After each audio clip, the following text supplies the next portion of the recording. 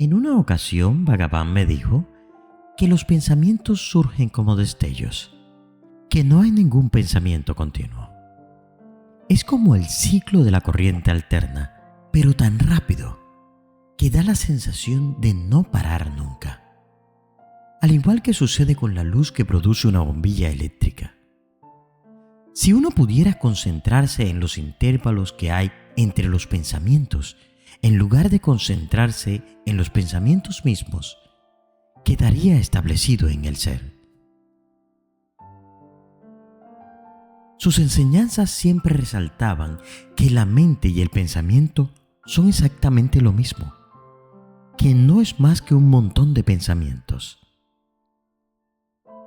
Asimismo, el ego y la mente son idénticos y surgen simultáneamente.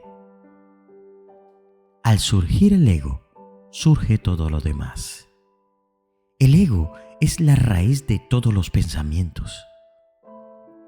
No obstante, verdaderamente, la mente no es más que el concepto de yo. El ego es tan pasajero como el pensamiento y, en realidad, no existe verdaderamente. ¿Acaso no se dice en el budismo que tales cosas como el ego no existen? Ellos nos conducen directamente al Advaita. Ahora bien, el Advaita no es lo mismo que se suele entender por monismo, y tampoco constituye un eslogan para evitar dificultades. Obviamente significa no dos, pero esto no equivale a decir uno, aunque el pensador poco avesado le cueste ver las diferencias. Si lo llamamos monismo, establecemos como premisa que es uno e inferimos la existencia de una secuencia. 1, 2, 3, etc. Que no existe porque solo existe el no dos. Cuando vemos las cosas, percibimos una dualidad que no tiene por qué ser irreal. Solo es irreal en el sentido de que solo existe el no dos. Aparentemente está ahí, pero es algo efímero y pasajero. Esta manifestación pasajera se denomina Maya, término que se suele traducir como ilusión o espejismo, aunque realmente significa lo que no existe o lo que le pone límites a lo ilimitado. De hecho, todo aquello que percibimos a través de los sentidos está en la mente. Los sentidos son un mero instrumento de la mente. La verdad es que no existe tal ilusión, sino lo transitorio. La misma verdad existe en el trasfondo de todo. Entonces, ¿cuál es la solución si nada es permanente y solo es apariencia? Bhagavan explicaba que esta idea también se aplica a nuestro cuerpo y nuestro ego, a los cuales nosotros damos la máxima importancia y que, no obstante, son considerados meras sombras efímeras.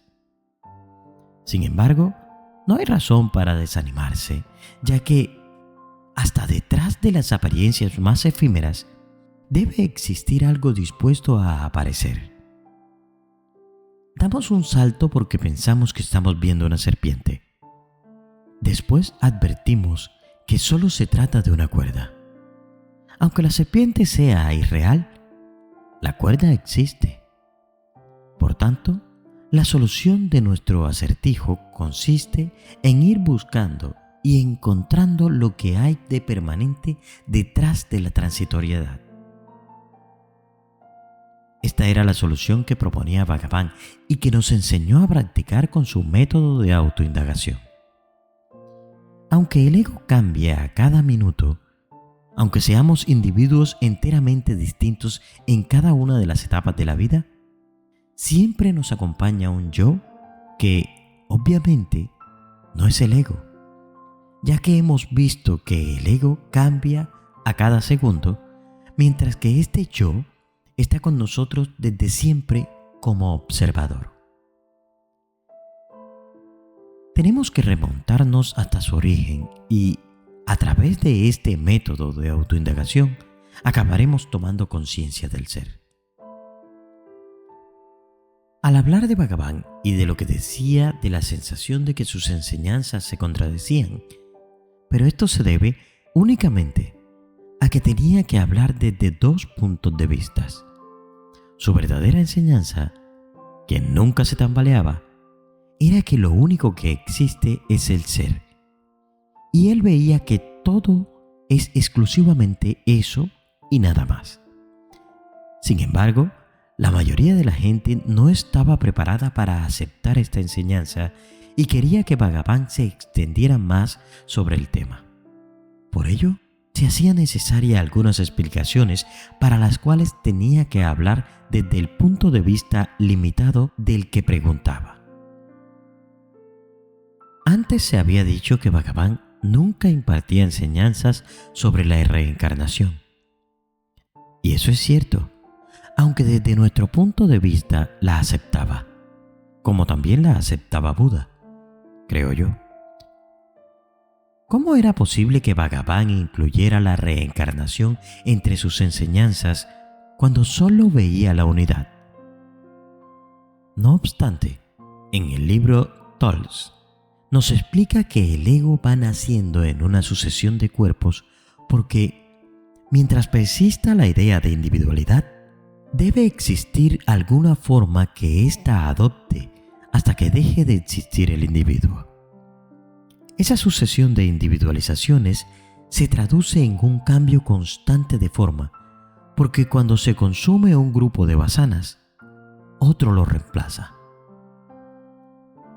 Para el que no está iluminado, siempre existen estas contradicciones. Bhagavan nos decía que prestásemos siempre atención al presente, que descubriésemos quiénes somos ahora, ya que el tema de la reencarnación tiende a posponer las cosas para el futuro. ¿Qué más da si vamos a tener una cantidad innumerable de vidas para ponerlo todo en su lugar?